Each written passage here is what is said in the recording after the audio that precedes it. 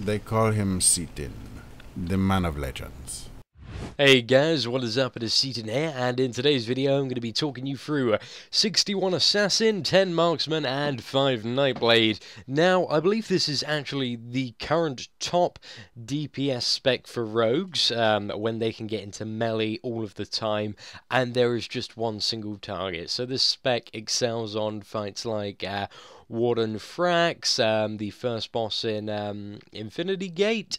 I believe it might also be better on Morden and Victus in the Infinity Gate, but then again, I'm not like a huge rogue theory crafter. I just know when there's one target, this is the top DPS spec, and it is extremely easy to play, so I'm gonna, stop talking about it in theory and actually show you how to play it. So basically, you have kind of two macros for both builder and finisher.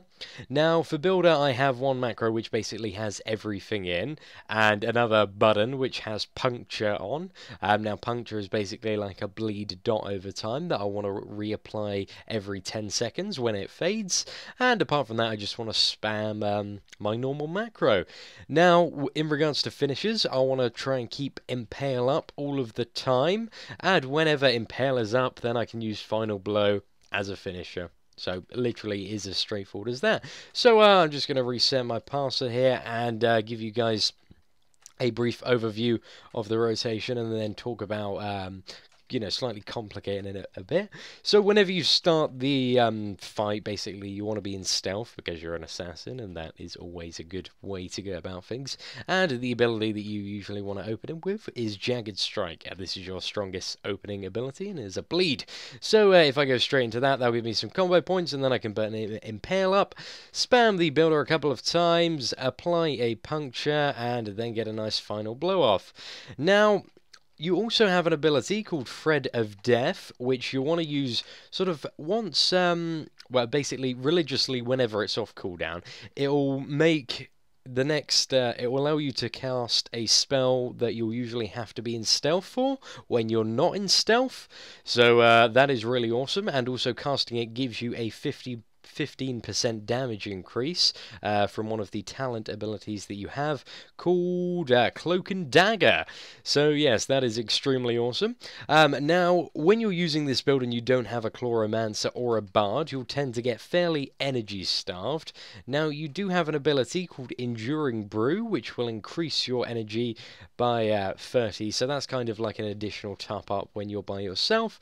But ideally, when using this build, you should either be in a raid or a dungeon, and hopefully you'll have a Bard or a Chloromancer to provide you with living energy or the Anthem, and then you shouldn't have any problems at all being energy starved. Now, the only final couple of things to cover really is you have a cooldown called Poison Malice.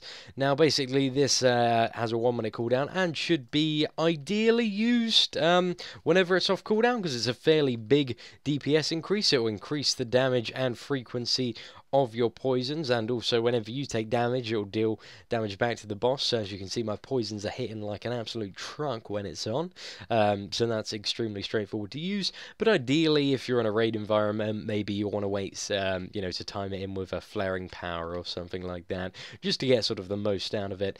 Anyways, that's pretty much it for Assassin. I mean, there's one more thing you can do, which is in combat you can use Slip Away and then use Jagged Strike. However, this won't work when you're on your own, but it will provide a DPS increase when you're in a raiding environment. However, it will most likely reset your damage meter. So when playing the spec, if you're on a fully min-max, you'll have to have somebody else doing the damage recording. So that is pretty much it for the 61 Assassin guide, guys. Literally, it's 2 macros and a couple of extra buttons. So yeah, any questions at all about the spec or the build, please do let me know, and I will do my best to try and clear up anything in the comments. Once again, ladies and gentlemen, thank you for watching, and feel free to like, share, subscribe, tell a friend. Thank you.